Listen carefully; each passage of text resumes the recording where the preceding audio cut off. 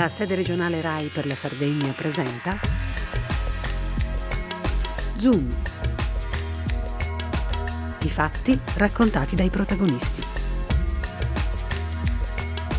Buongiorno da Romano Cannas, benvenuti alla prima puntata del 2008 di Zoom.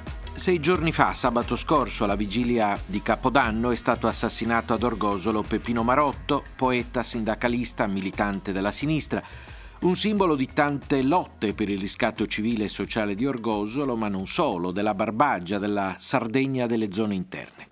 È stato barbaramente ucciso alle 10:30 del mattino in pieno centro, davanti alla chiesa, l'edicola, ad un negozio di artigianato. Un delitto dunque che ci lascia atterriti anche per le modalità con cui è stato compiuto. È passata una settimana e non c'è ancora un colpevole. Per dirla con il linguaggio burocratico degli inquirenti, è ancora un delitto a opera di ignoti. Allora, è credibile che nessuno abbia visto o sentito?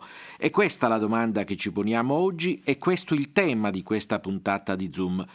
La domanda in verità è stata rivolta con una lettera a tutti gli orgolesi pubblicata dalla Nuova Sardegna nei giorni scorsi da un uomo che ha i titoli per farlo, per la sua autorevolezza, Salvatore Mannuzzu, che è collegato al telefono dalla sua casa di Sassari. Buongiorno. Buongiorno. Salvatore Mannuzzu, scrittore, intellettuale prestigioso, ex magistrato, ex parlamentare, compagno, come si diceva una volta, di Peppino Marotto. Cosa rischia Orgosolo, Salvatore Mannuzzu, con questo silenzio?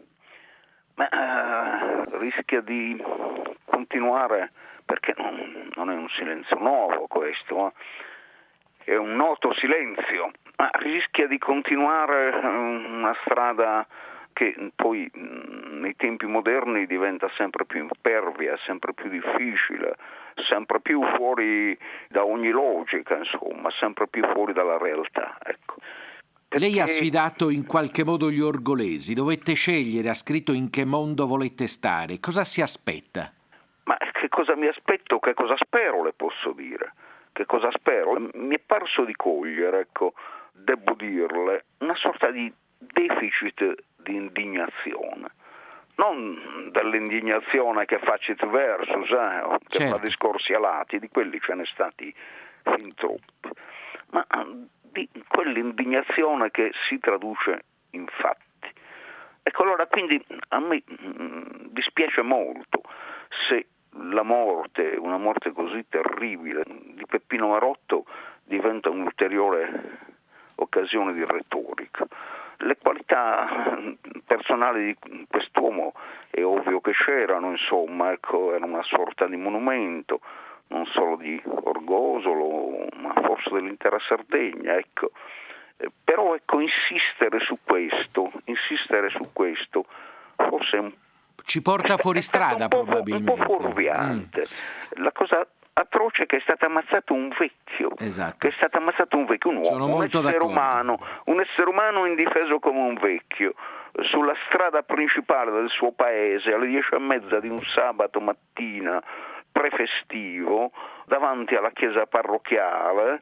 Qualche motivo ci deve essere stato, certo. Poi, ecco, prima di chiederle, poi torniamo appunto sulla personalità, su ciò che rappresentava Peppino Marotto, io le presento e presento soprattutto ai nostri ascoltatori l'altra ospite di oggi. Nello studio RAI di Sassari c'è Antonietta Mazzette, docente di sociologia urbana nell'Ateneo Sassarese, che 2 anni fa, nel 2006, ha curato un rapporto sulla criminalità in Sardegna. Benvenuta anche a lei, professoressa Mazzette. Buongiorno.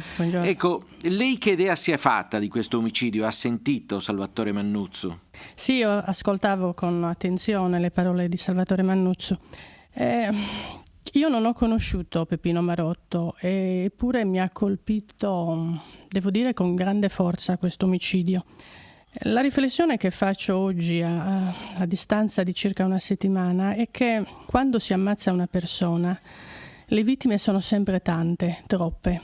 Penso alla moglie, che è anziana anch'ella e che adesso passerà questi giorni in una grande sofferenza. Penso anche ai componenti più giovani della famiglia, ai quali comunque va assicurato un pezzo di serenità, uno sprazzo di luce. Però penso anche alla comunità di Orgosolo, perché la penso come vittima in questo momento.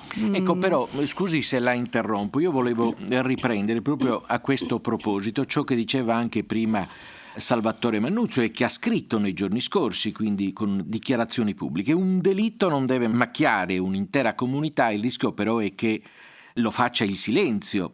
Salvatore Mannuzzo ha scritto che parlare oggi è un atto di dignità, ma anche di civiltà. Ecco, è civile una società che tace davanti a un delitto così brutale? È vero che ci sono responsabilità individuali, però credo che forse è troppo consolatoria anche questa tesi. Qui c'è un paese che deve uscire da quel medioevo, dal buio di quel passato fatto di omertà e di violenza. Siete d'accordo? C'è un paese che deve uscire da questa sofferenza e da questo silenzio, questo è vero, e lo deve fare con grande forza. Poi c'è un livello che riguarda l'indagine vera e propria. Io forse sono un po' più ottimista di Salvatore Mannuzzo e spero che ci sia qualcuno che sta parlando e che sta dicendo delle cose che sa. E su questo secondo me bisogna stare in silenzio e aspettare che le indagini si concludano. Però vorrei insistere su questa comunità che comunque continua ad essere vittima, perché in questi ultimi anni ha in qualche modo tessuto una trama di sviluppo ed essere riportata indietro da un atto inconsulto, da un atto così estremo, per opera probabilmente di un singolo, non è giusto scaricare sulla comunità una colpa che non è sua. Questo non c'è dubbio. Se c'è qualcuno che ha visto, io credo che debba parlare. Sono d'accordo totalmente con Salvatore Mannuzzo. Chi ha visto deve parlare, naturalmente deve parlare nelle sedi giuste. Salvatore Mannuzzo, secondo lei c'è anche una responsabilità collettiva? Ma guardi, non sul delitto evidentemente, ma sulla reazione. Io devo fare una premessa. Io amo Orgosolo ed ero amico di Peppino Marotto. Ho avuto da Orgosolo straordinarie manifestazioni di fiducia e non posso non essere riconoscente. E provo anche ammirazione per le grandi qualità di questa comunità. Detto questo, non possiamo tacere quello che l'altra faccia della medaglia, quello che è il risvolto, che in una vicenda come questa è un risvolto possibile. Non sappiamo come si evolveranno le cose. Ecco, lei poc'anzi mi ha chiesto che cosa mi aspetto dagli orgolesi, io ho detto che spero in qualcosa e io spero che qualcuno che sa parli, sì, che parli spontaneamente, anche se non lo vanno a cercare. Certo. E che chi non sa, ma sa che un altro sa o può sapere, parli anche lui spontaneamente. È una speranza di tutti. Prendiamo un attimo di fiato, sentiamo uno stacco musicale e poi riprendiamo.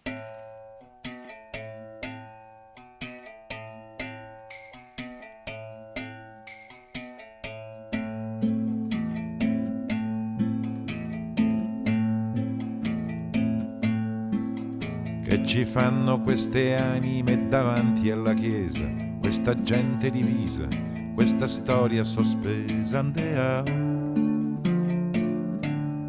andeao,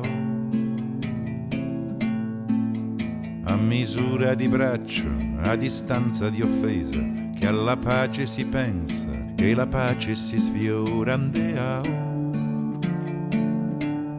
andeao. Due famiglie disarmate di sangue si schierano a resa e per tutti il dolore degli altri è dolore a metà.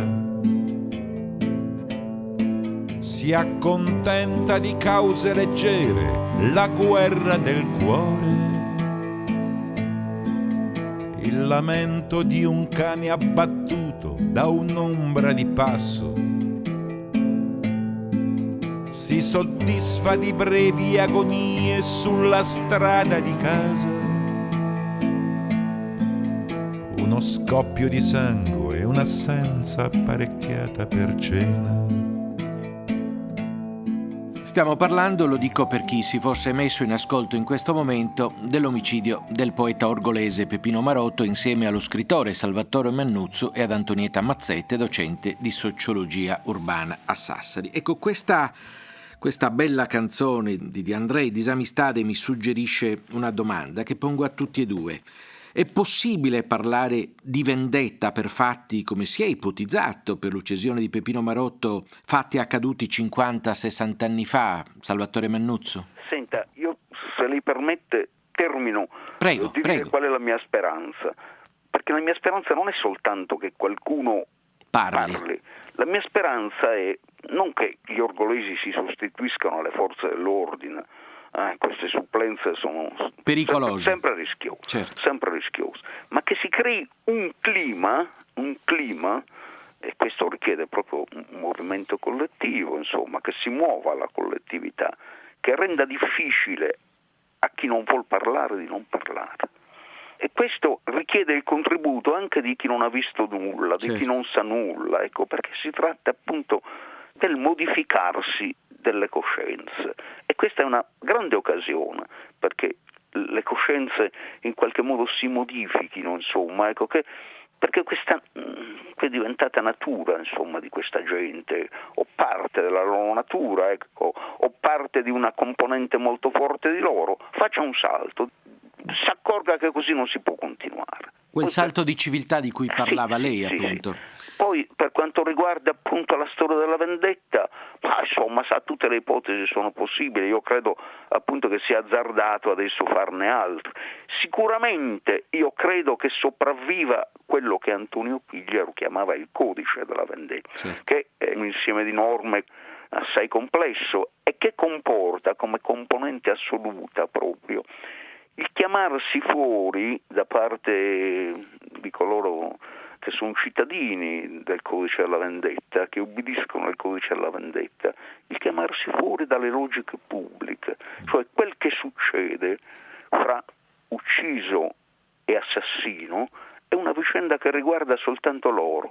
Se io sono amico dell'ucciso, allora no, se ho suo parente, certo. O con lui ho dei rapporti particolari di riconoscenza, mettiamo, ecco, allora no, allora sono sollecitato a intervenire e magari a vendicare. Ma se io sono estraneo alla contesa che si è conclusa con un omicidio, io in base al codice della vendetta me ne chiamo fuori. Sono neutrale, non sto né da una parte né dall'altra, non dico nulla. E certamente non collaboro con lo Stato italiano, perché lo Stato italiano è una cosa che non mi appartiene, è una cosa che sta di là del mare, che non riguarda la mia vita. Ecco, questo era il codice della vendetta. E in qualche modo il suo lascito culturale si prolunga anche nel nostro tempo, ora che quel codice della vendetta è sconvolto, è impazzito, non vige più, però questo senso di estraneità alle logiche della società moderna, questo chiamarsene fuori, questa neutralità, questo silenzio, possono perpetuarsi, rappresentano un fortissimo rischio per la vita collettiva delle comunità delle zone interne. Lei è d'accordo, professoressa Mazzette? Io per la verità fondo le mie riflessioni su ciò che ho rilevato finora. Trattando di omicidi, noi abbiamo rilevato che nella stragrande maggioranza dei casi gli omicidi avvengono per ragioni futili.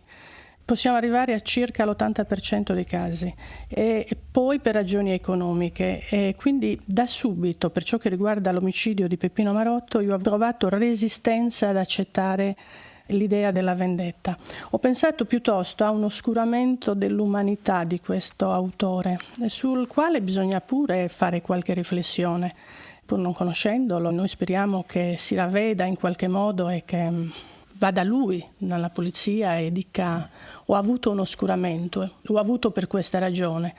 Bisognerebbe incoraggiarlo a parlare, perché questo sarebbe il suo unico modo per uscire dalla gabbia nella quale si è collocato. Ecco, ma può essere che si sia voluto, lei si chiesta ieri sulla Nuova Sardegna, si può ammazzare un poeta? Insomma, poi mi pare che Salvatore Mannuzzo ci stia riportando alla realtà. Insomma, Marotto comunque si voglia leggere questo gravissimo fatto, era comunque figlio di quella cultura, la cultura di Orgosolo. Si può essere uccisi proprio per abbattere il simbolo di una battaglia contro la cultura della valentia, della violenza, dell'odio. Si può insomma essere uccisi perché si predica la civiltà, l'impegno civile. Insomma, era visto come un rompiscatole o come un punto di riferimento? Mi pare che questo è un po' il punto. Si può anche essere inconsapevoli del valore di una persona che si ha accanto. Quando è stato ammazzato Pierpaolo Pasolini, quelli che l'hanno ammazzato in fondo forse erano inconsapevoli dell'atto estremo. E anche in questo caso c'è questa possibilità. Noi stiamo parlando senza sapere poi come stanno le cose. Ma infatti più che di indagini stiamo cercando di leggere il contesto, voglio dire, di Orgosolo, quanto è cambiato e soprattutto cosa può cambiare rispetto anche a questo episodio. Un altro brevissimo stacco proprio per sentire la voce di Peppino Marotto. Mirave, che ste accendende contra de voi su voi. Mirave, chi no è il gioco. Casa cosa anda dai veras. Mirave, chi saseras minettan temporale. Gente, consizzata male, iscurtate, saughe mia. Non la pretedese si sprone a su povero lucino, sinono in mezzo cammino s'arrepella la purata. Minzi, che l'anzo cansato e non ne pode più uso, e finalmente a fundi suso s'imbasto cada abitare. Baronese, sa tirannia, procurate moderare. Salvatore Mannuzzo, questa era la voce, questi erano i versi di Peppino Marotto. Mi pare che quei versi siano rimasti, quegli appelli siano rimasti inascoltati. Ecco, lei ha ricordato che ha incontrato tante volte Peppino Marotto a Orgosolo, è stato lì in Barbagia, Orgosolo, dopo i fatti di Osposidda. Crede che a distanza di più di 20 anni, in paesi dove c'è un forte malessere sociale legato anche alla mancanza di lavoro e di prospettive, questo senso di appartenenza possa essere ancora forte, o è una tesi un po' giustificazionista? No, io credo che sia un punto di forza questa. Io credo che Orgosolo, ma non soltanto Orgosolo poi, e non soltanto la zona interna della Sardegna, benché esse poi siano il punto di maggiore specificità, di maggiore tipicità, che Orgosolo in particolare, appunto perché di Orgosolo stiamo parlando, stia vivendo una grande contraddizione, di cui l'assassinio di Peppino Marotto costituisce un apice, un momento di straordinaria evidenza, perché Orgosolo ha insieme una grandissima anima. Io ho detto delle cose severe anche nei confronti di Orgosolo, ma le ho dette proprio accuratamente, perché ne riconosco e ne conosco la grande anima. La grande anima democratica, perché molti orgolesi combattono, hanno combattuto, ma continuano a combattere, continuano a credere. Questa parte di Orgosolo deve fare i conti con l'altra. E guardi, quando dico questa parte di Orgosolo non mi riferisco soltanto a un gruppo di cittadini che sono in un modo e a un gruppo di cittadini che sono invece in un altro modo. Ciascun orgolese credo che viva dentro di sé questa contraddizione. Certo. E quindi deve prevalere la parte più moderna, più legata alle ragioni della cultura, della democrazia, ecco, che è solidarietà. Ecco, ma non c'è una contraddizione, termino purtroppo con una riflessione anche molto amara. C'è stata una partecipazione straordinaria di popolo, di amici, da tutta la Sardegna, di autorità, e poi i bar di Orgosolo erano pieni di gente che continuava la loro vita, a bere birra, a giocare a carte. Io concluderei davvero con una rapidissima considerazione dei due ospiti. Professoressa Mazzette, vuole lei iniziare? Sì, questo colpisce il fatto che non abbiano interrotto la loro quotidianità e si siano raccolti quantomeno in silenzio. Però vorrei spostare rapidità perché stiamo finendo. Su una questione. In un'area particolare della Sardegna, un'area centro-orientale, c'è un mercato fiorente di armi. Non dimentichiamo che Peppino Marotto è stato ucciso da un colpo di fucile o di pistola, questo non lo so, comunque da un'arma di pistola. Non da un colpo, da sei colpi, pardon, di cui 2 a bruciapelo. Sì. E quindi quello che vorrei sottolineare è che in quest'area, ad Orgosolo ma anche in altri comuni dell'area centrale, c'è un mercato fiorentissimo di armi. E questo va denunciato come un fatto emergenziale che va combattuto, a iniziare dalle forze dell'ordine, ma sicuramente all'interno delle famiglie si deve introdurre questa idea che le armi non devono circolare, che non ci devono essere proprio. Salvatore Mannuzzo, solo una battuta per concludere. Ma guardi, io non so se mi scandalizzo tanto, perché poi si è continuato a bere. Sa, questa è poi la vita di quella gente, insomma. L'importante sarebbe vedere come lo si è fatto.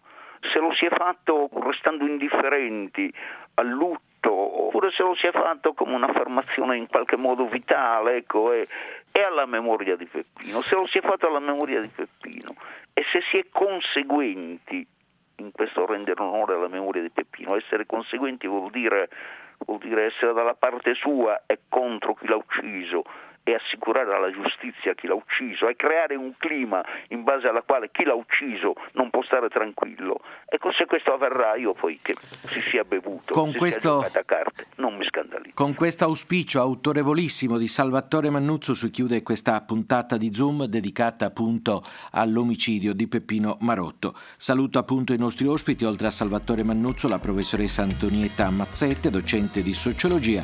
Ringrazio la curatrice del programma Serena Schifini, i tecnici Nicoletta Cau a Cagliari e Raffaele Zucca a Sassari. Da Romano Cannas, appuntamento a venerdì prossimo.